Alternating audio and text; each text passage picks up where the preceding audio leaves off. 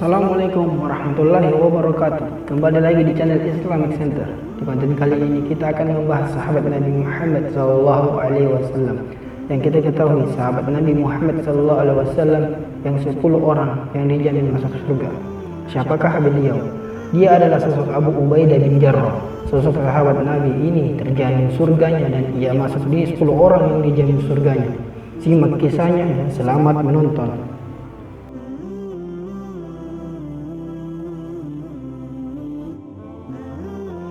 Kisah sahabat Nabi Abu Ubaidah bin Jarrah, orang kuat yang terpercaya.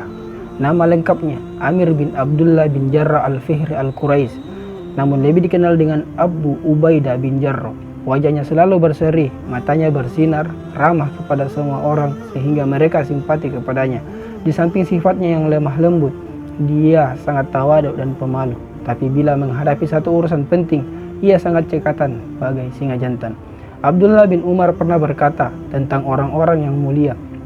Ada 3 orang Quraisy yang sangat cemerlang wajahnya, tinggi akhlaknya dan sangat pemalu.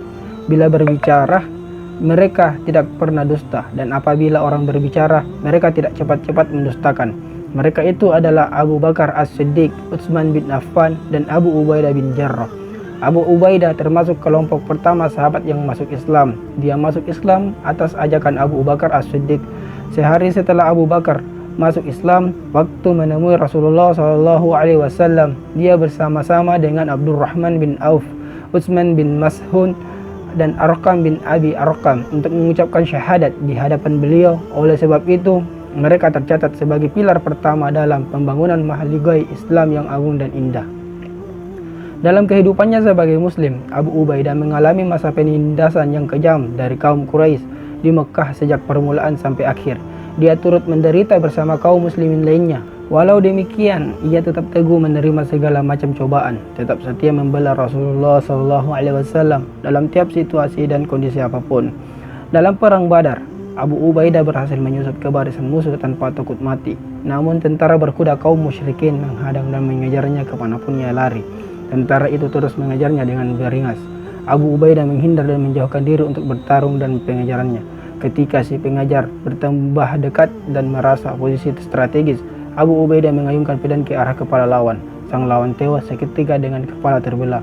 Apakah lawan Abu Ubaidah yang sangat beringas itu? Tak lain adalah Abdullah bin Jarrah, ayah kandungnya sendiri. Abu Ubaidah tidak membunuh ayahnya, tapi membunuh kaum musyrikan yang bersarang dalam pribadi ayahnya.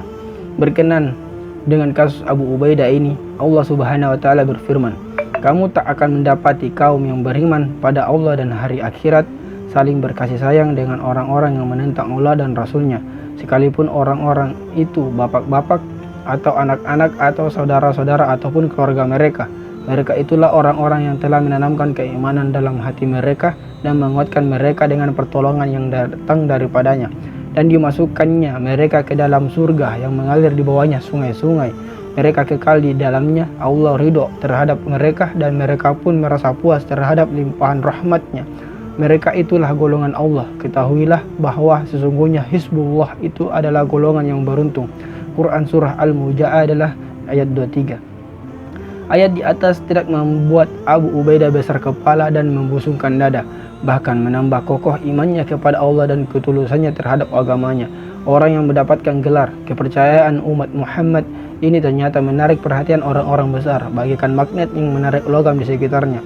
Pada suatu ketika, utusan kaum Nasrani datang menghadap Rasulullah seraya berkata, "Wahai Abu Qasim, kirimlah kepada kami seorang sahabat Anda yang pintar menjadi hakim tentang harta dan menyebabkan kami berselisih sesama kami. Kami senang menerima putusan yang ditempatkan kaum muslimin.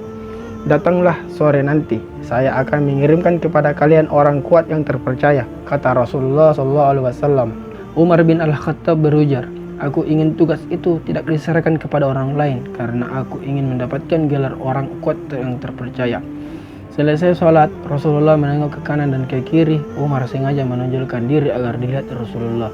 Namun beliau tidak menunjukkannya. Ketika melihat Abu Ubaidah, beliau memanggilnya dan berkata, "Pergilah kau bersama mereka, adili dengan baik perkara yang mereka perselisihkan." Abu Ubaidah berangkat bersama para utusan tersebut dengan menyandang gelar orang kuat yang terpercaya. Abu Ubaidah selalu mengikuti Rasulullah berperang dalam tiap peperangan yang beliau pimpin. hingga beliau wafat. Dalam musyawarah pemilihan khalifah yang pertama Al-Yaum At-Saqifah, Umar bin Al-Khattab mengulurkan tangannya kepada Abu Ubaidah seraya berkata, "Aku memilihmu dan bersumpah setia karena aku pernah mendengar Rasulullah bersabda, sesungguhnya tiap-tiap umat mempunyai orang kepercayaan dan orang paling dipercaya dari umat ini adalah engkau."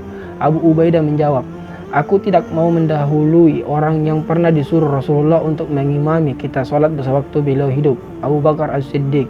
Walaupun sekarang beliau telah wafat, marilah kita imamkan juga dia." Akhirnya mereka sepakat untuk memilih Abu Bakar menjadi khalifah pertama, sedangkan Abu Ubaidah diangkat menjadi penasihat dan pembantu utama khalifah. Setelah Abu Bakar wafat, jabatan khalifah pindah ke tangan Umar bin Al-Khattab. Abu Ubaidah selalu dekat dengan Umar dan tidak pernah menolak perintahnya.